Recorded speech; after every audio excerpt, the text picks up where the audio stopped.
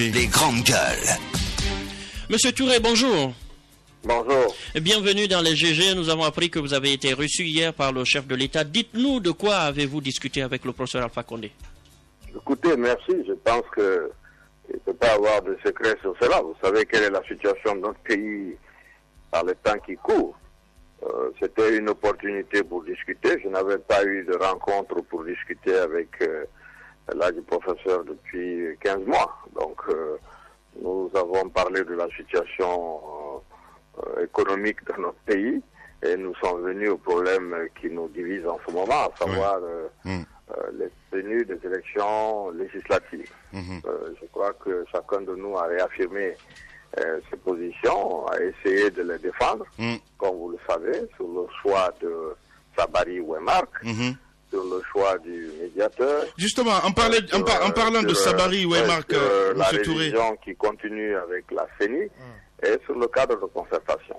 D'accord. Selon quelques bruits du couloir de Sécoutoria, le chef de l'État serait resté intransigeant sur la question de Ouemark, l'opérateur sud-africain. Je ne sais pas d'où viennent ces bruits. Nous ne sommes pas allés là-bas pour faire la négociation. La négociation, elle doit avoir lieu si nous avons un cadre de concertation. Il a réaffirmé ce qu'il a dit toujours, à savoir que non, il n'était pas totalement responsable de l'arrivée de Ouemark, ce qui n'était pas mon opinion, ainsi de suite. Nous avons décidé que si le cadre de concertation s'améliorait, il n'y a pas de raison qu'on ne puisse pas commencer les négociations. Dans ce cadre-là, je pense qu'il a indiqué que dorénavant, c'est le Premier ministre qui conduira les négociations. C'est la seule chose claire dont... Alors, qu'est-ce que ça sous-entend, M. Touré? Même si le ministre... Est-ce que c'est une manière de reconfirmer le Premier ministre dans son rôle de président de ce cadre de concertation? Non, ça, écoutez, je ne sais pas, ça, il faut le demander au gouvernement. Nous avons demandé un cadre de concertation structuré. Gouvernement d'un côté, opposition de l'autre. Nous avons dit qu'on voulait un médiateur international désigné par les institutions internationales. La manière dont M. Cissé, que je connais bien, jusque dans sa famille, a été désigné ne nous convient pas. Je le lui ai signalé. Nous avons également parlé du fait que pendant qu'on discutait, la révision continuait dans cette zone dans le désordre le plus complet. Vous en avez des preuves? Pardon? Vous avez des preuves, M. Sidia Touré? Bien sûr, vous aussi. Arrêtez de dire des choses comme ça. Nous nous posons une question. C'est vous qui dites, c'est vous qui affirmez que... Demandez à vos gens, allez dans certains quartiers de Conakry, à Dabompa, vers le kilomètre 36. Les gens le font en Catini, mais dans certaines villes, dans le cas de Bokeh, c'est le préfet lui-même qui a écrit aux gens. On a lu la lettre la fois dernière à la conférence de presse. Je pense que cette manière d'agir est complètement contraire à l'esprit d'un prochain dialogue.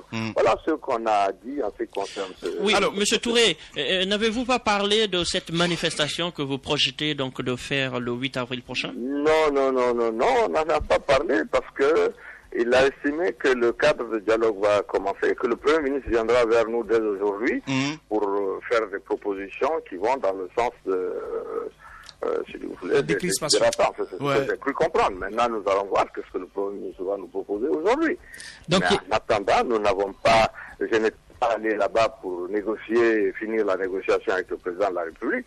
Nous avons parlé d'un autre sujet, notamment des problèmes économiques. Je lui ai dit que l'économie guinéenne ne fonctionnait pas, ne marchait pas du tout. Il en était surpris. Et moi, j'étais surpris qu'il soit surpris. Donc, voilà ce que nous ensemble.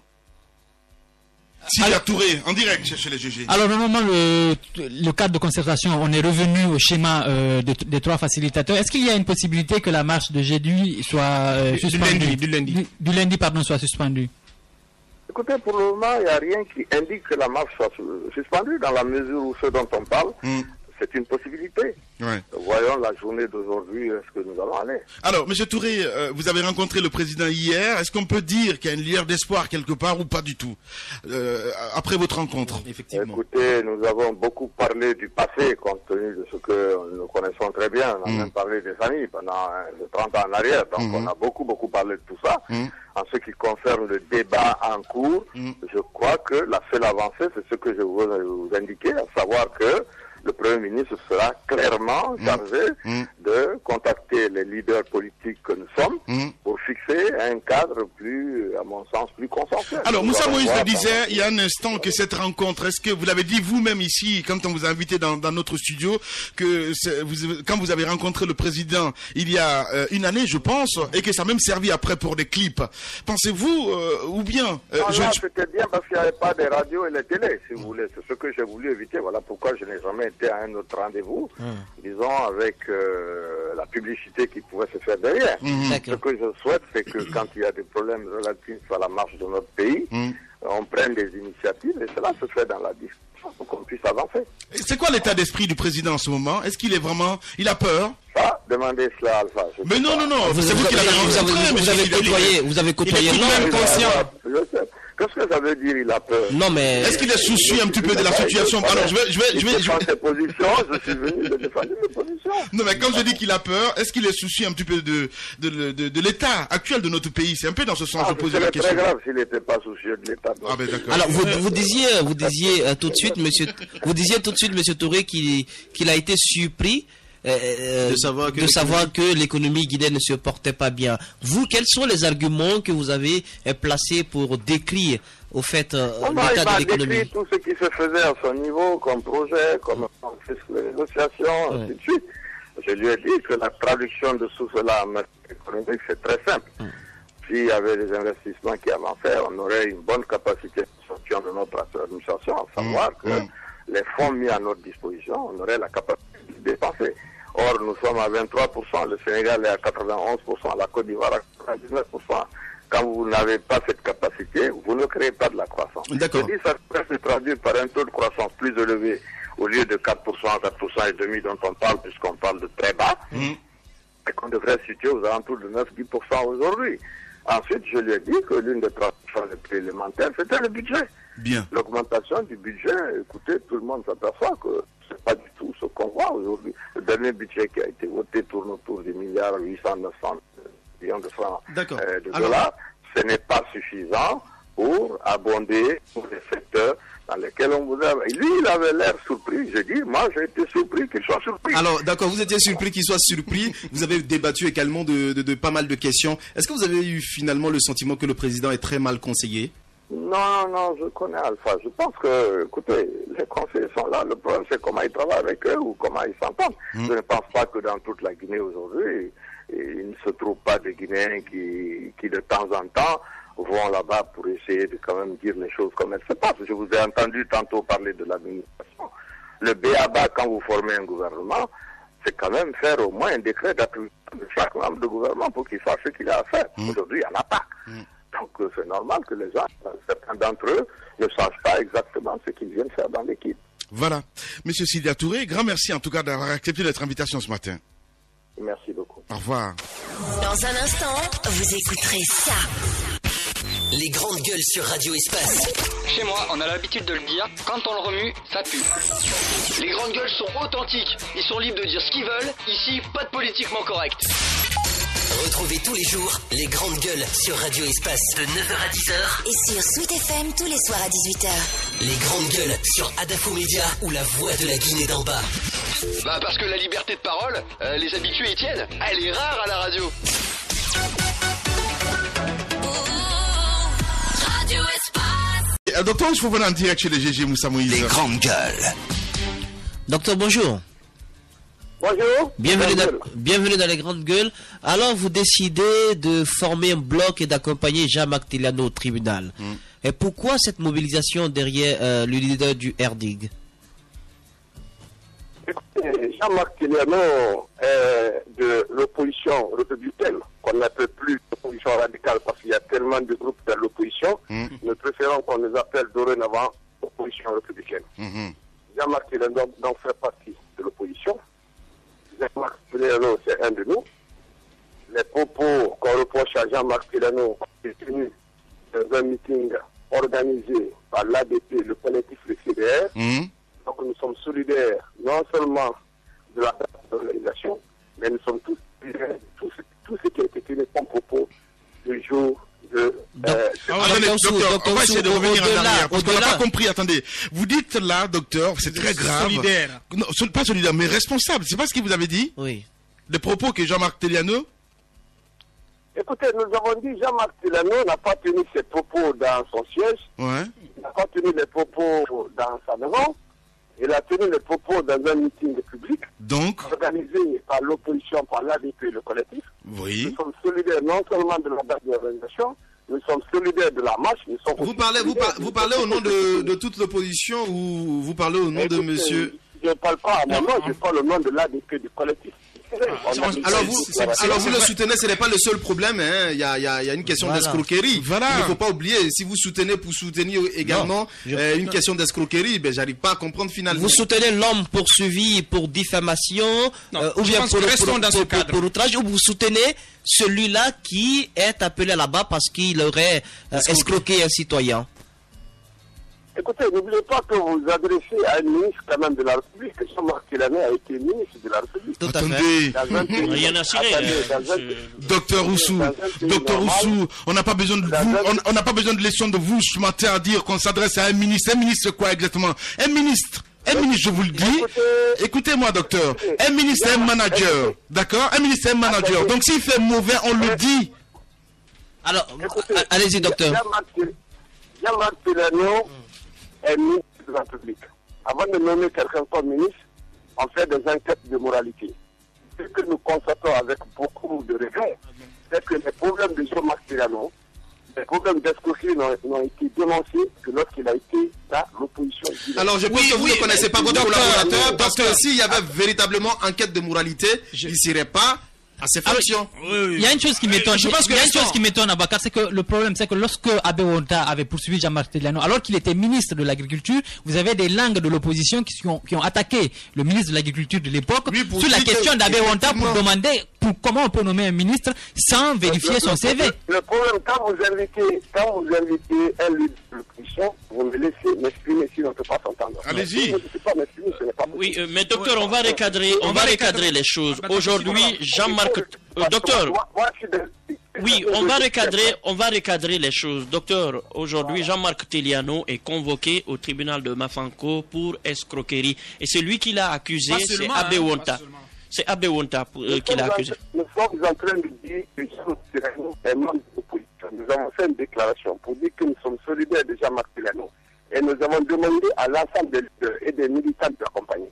J'étais en train de dire que nous considérons à l'ADP au collectif l'opposition républicaine considère que ce n'est pas un problème judiciaire, c'est un problème purement politique. Nous, la première convocation qu'on a eue de Jean-Marc, c'était de discipliner au cours de notre marche. On se rend compte qu'on parle aujourd'hui d'escroquerie. Mais n'oubliez pas que ce problème d'escroquerie date avant que M. Jean-Marc Teliano ne soit ministre de la République. Comment vous expliquer qu'on attend que M. Jean-Marc Teliano, ministre de la République, vienne dans l'opposition et qu'on commence à soulever des problèmes qui datent de plus de 5 à 6 ans avant même qu'il soit ministre? Nous disons que c'est un harcèlement purement et simplement politique. Il n'y a pas de risque de débordement aujourd'hui si vous vous mobilisez pour aller au tribunal de Mafanko? Écoutez, il n'y a pas de risque de débordement. Nous sommes une opposition républicaine. Quand nous avons besoin de marche, nous demandons à nos militants de sortir simplement. Ce que nous faisons, c'est que nous avons demandé à nos militants de se rendre à Mafanko. C'est normal que Mafanko... Nous sommes dans une république quand même, docteur Roussou. À des militants. Les militants viendront de la discipline pour venir soutenir Jean-Marc Teliano. Parce qu'on se rend compte que des propos pour dire l'origine de ce n'est pas grave. Quand vous prenez Obama, tout le monde sait qu'Obama n'est pas président américain. Et puis Jean-Marc Teliano n'a pas été le premier à tenir des propos comme ça. François Lucien n'a jamais été inquiété. Il a tenu des propos pires ça à Cancan. Nous avons les cassettes, nous avons des preuves. Il faut qu'on essaie aujourd'hui de parler de la situation. Voilà. Nous considérons que Jean-Marc Teliano n'est pas poursuivi sur un problème politique, c'est un harcèlement. Un problème judiciaire, c'est oui, mais docteur, sauf qu'on ne vous suit pas très bien. En quoi cela est un harcèlement politico-judiciaire, étant donné que Jean-Marc Teliano est sous le coup d'une procédure judiciaire normale? Mais écoutez, je vous dis, Jean-Marc Teliano, que Jean-Marc Teliano ne vienne dans l'opposition chilienne. Je dis et j'insiste, c'est le ministre de la République. Ce n'est pas nous qui l'avons nommé là. Alors, Oui, vous êtes à l'antenne, docteur. Allez-y. Allô? C'est pas nous qui l'avons nommé ministre. Ouais. Je dis et je répète que on pourra faire des enquêtes de moralité avant de le mettre à Kanye. Ah, mais d'accord. Vous applaudissez quelqu'un parce qu'il est de votre camp. Dès qu'il quitte votre camp, vous réglez les ça ne tient pas. Et je veux dire, docteur, c'est le même reproche qu'on vous fait à vous de l'opposition. Et vous réclamez la justice quand ça vous arrange. Et voilà, vous êtes réfractaire à cette justice quand ça ne vous arrange pas. Nous n'avons jamais, vous avez brandi la menace, à chaque fois que vous êtes, on cherche à situer vos responsabilités sur le plan judiciaire, et voilà, vous brandissez la menace de mobiliser vos troupes, voilà. C'est le reproche qu'on vous fait. C'est pas des menaces. Je ne sais pas pourquoi vous avez la menace. Nous ne sommes pas des menaces, on ne va pas menacer quelqu'un. Ce que nous disons, c'est que nous sommes solitaires de Jean-Marc Tilano, parce que Jean-Marc Tilano est un de nous. Deuxièmement, quand on a fait la convocation à Jean-Marc Tilano, on n'a pas dit escroquerie. On a d'abord dit à Jean-Marc Tilano qu'il a tenu des propos désobligeants vis-à-vis du chef de l'État, qui a été tenu dans un meeting. Nous avons demandé au procureur de donner la preuve. Est-ce qu'il a la bombe? Est-ce qu'il a la cassette? Passez les propos de Jean-Marc Tilano, dites-nous qu'est-ce qu'il a tenu qu'il ne soit pas bien, qui l'oblige à être tribunal. Et quand Jean-Marc Tilano s'est présenté au tribunal, qu'on a sorti un autre dossier qui est vieux, je ne sais de combien d'années, pour dire qu'il y a un problème d'escroquerie. Il faut faire très attention. On est dans la République, on est en train de s'adresser à quelqu'un qui est président de la République. Il ne faut pas qu'on donne au monde entier, qu'on est capable de prendre un escroc et le nommer ministre de l'Agriculture. Dans ça, les enquêtes vont être dans. Donc pour nous, si Jean-Marc a été ministre de la République, c'est parce que c'est quelqu'un qui est propre, je le considère d'ailleurs comme quelqu'un de propre, qui est dans l'opposition. Mais l'harcèlement, le fait qu'on continue à l'harceler, le fait qu'on l'empêche de sortir, le fait qu'on lui crée des problèmes, on envoie des gendarmes chez lui sans mandat d'arrêt, on essaie de l'harceler, on l'appelle au téléphone, on fait des Bien, docteur Oussou Fofana, malheureusement nous sommes pris par le temps, docteur. Nous aimerions bien continuer avec vous. En tout cas, grand merci d'avoir accepté notre invitation ce matin, docteur Oussou. C'est à moi de vous remercier, les grandes gueules. Merci. Merci, au revoir. Les grandes gueules sur Radio Espace. Chez moi, on a l'habitude de le dire, quand on le remue, ça pue.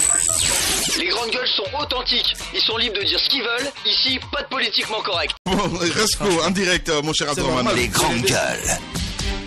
Commandant Resco, bonjour. Bonjour. Bienvenue dans cette émission. L'opposition a décidé d'accompagner Jean-Marc Tilano au niveau du tribunal du TPI de Mafanko pour le soutenir. Est-ce que la mobilisation, est-ce que cette manifestation vous a été signalée? Oui, je vous remercie beaucoup ce matin. Encore concernant l'interpellation de M. Tilano au tribunal de Mafanko, moi je pense qu'on n'a pas reçu aucun écrit et ils ont fait la mobilisation. Et je vous informe, et j'informe la population aussi, l'argent a été suffisamment distribué à certaines personnes côté de militants et militantes. Et surtout, ce qui est grave, il y a certains loubards qui ont reçu l'argent à côté de Matoto, base militaire, toute la nuit, ils faisaient que distribuer l'argent. Donc, moi je pense que c'est pas important de distribuer l'argent si...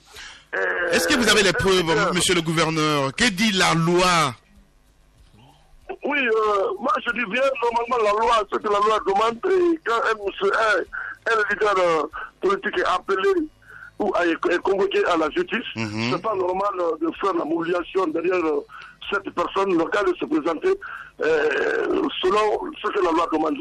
Le cas, par exemple, combien de fois j'ai été convoqué à la justice, mais on n'a pas fait aucune mobilisation pour m'accompagner. Vous n'êtes pas un leader politique, monsieur le gouverneur. Ah si, les femmes marieuses, les femmes balayeuses se sont mobilisées pour vous, hein, monsieur le gouverneur. Non, je ne suis pas mobilisé pour m'accompagner parce que quand vous donnez l'argent au loubar, comme ce que les gens après la nuit, moi je pense que nous avons fait tout le temps. Mais monsieur le gouverneur, est-ce que vous avez les preuves comme quoi ils ont distribué de l'argent la nuit? C'est grave ce que vous dites là. J'ai eu des preuves où il y a des jeunes, parmi eux-mêmes, il y a les éléments de réseau qui nous ont informés en même temps avec le Soso, qui ne peut pas mentir. Et réellement, je vous informe que l'argent a été distribué toute la nuit pour pouvoir l'accompagner au tribunal. Alors, de l'autre côté, la réponse, quelle réponse vous allez donner à tout cela? Parce que, d'après ce que Dr Oussou a dit, ils n'ont pas appelé à une manifestation, ils ont invité les différents leaders, les militants à se rendre au tribunal. Donc chacun ira de son propre chef au tribunal de Mafanko. La loi n'interdit pas cela. En réponse, qu'est-ce que vous allez faire?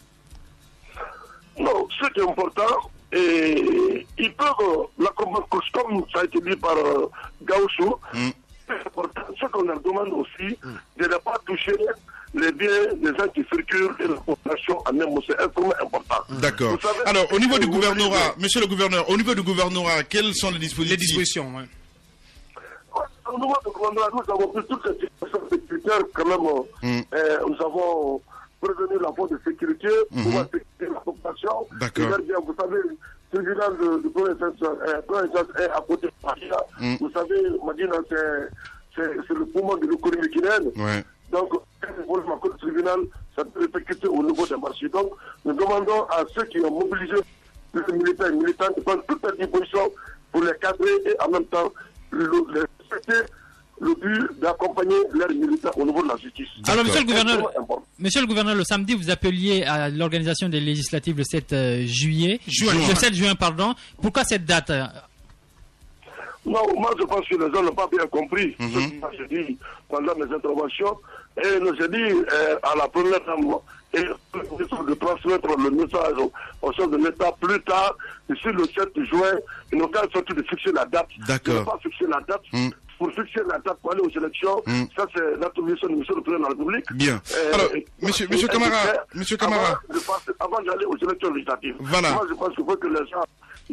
Justement, qu'on essaye de ne pas déformer vos propos.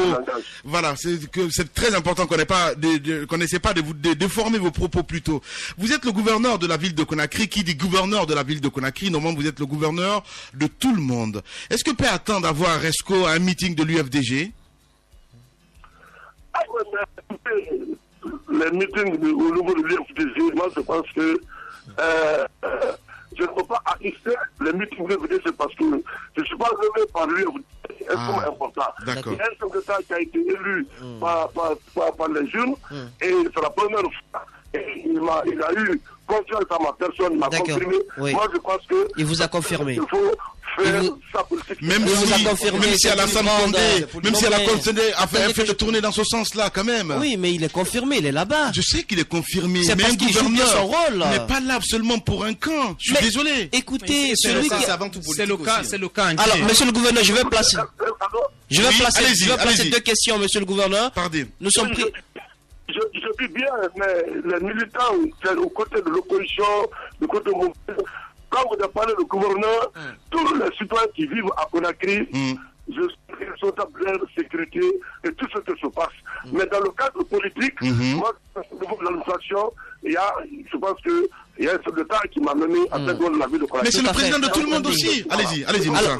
Il ne comprend pas. Allez-y, Moussa. Alors, monsieur le gouverneur, je vais poser des questions en même temps. Vous reprochez aux autres d'avoir distribué de l'argent. Vous également, on vous accuse d'avoir distribué des espèces sonnantes et trébuchantes à des jeunes qui sont allés s'aimer la zizanie lors de la dernière manifestation de l'opposition. Vous êtes accusé en même temps que d'autres personnes au niveau du non, lors de la manifestation de l'opposition. Au niveau du palais du peuple alors, aussi, deuxièmement, monsieur le gouverneur, il y a au niveau de Matam une véritable cacophonie. Vous mettez un chef de quartier, la présidente de la délégation dit ce chef de quartier, sa tête ne me plaît pas, elle l'enlève. Qu'est-ce que vous faites dans ce sens? Est-ce que les chefs de quartier sont nommés au gré des humeurs des uns et des autres? Je crois que le problème qui se passe à Matam, il n'y a plus de problème à Matam. Vous savez, depuis le mois de transition, il y a un ancien chef de quartier.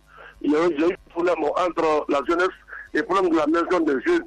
Donc les gens parlaient de la maison des jeunes, puis les jeunes sont mobilisés, ils sont sortis, ils sont barrés la circulation, je suis venu terminer la jeunesse et le chef de quartier qui est impliqué pour vente de cette maison des jeunes pour la jeunesse, il est quand même suspendu. Et immédiatement, j'ai nommé un jeune qui assume l'intérimaire. Mais bon, la transition, je pense que c'est terminé. Il y a un président qui est développement élu. Moi, je pense que si Madame le maire trouve un autre chef de quartier nommé pour cette transition au niveau de commune de Matam, moi, je pense que c'est tout à fait normal. Ouais. Je ne peux pas nommer qu'en même temps, Madame le maire aussi nomme. Mais Madame le maire qui nomme un chef de quartier, il peut pas c'est-à-dire, il envoie la proposition au niveau du gouvernement, puis une fois qu'on fait les enquêtes, avant de faire passer, faire signer la décision, et en même temps, je rentre aussi au niveau de mon tuteur, et en même temps, le monsieur ennemi, et c'est ce même qui sera instruit, après elle signera la démission et on va exactement. Voilà. Alors, monsieur le gouverneur, ce qu'on va faire, on va vous inviter dans la radio, ici à la Radio Espace, dans notre émission en studio, jeudi, si vous êtes d'accord, et comme ça on va mieux débattre. En tout cas, grand merci d'avoir accepté notre invitation ce matin. Merci beaucoup. Merci beaucoup. Voilà, Resco en direct. Pour lui, la transition n'est pas terminée, hein, donc c'est terminé, il a dit. Non, en fait, il souhaite que la transition se termine finalement. Non, il a dit que la transition il a raison. Alors, je disais tout de suite que il faut faire un toilettage au niveau donc de l'opposition. Je soutiens mon point de vue. Je veux tout simplement,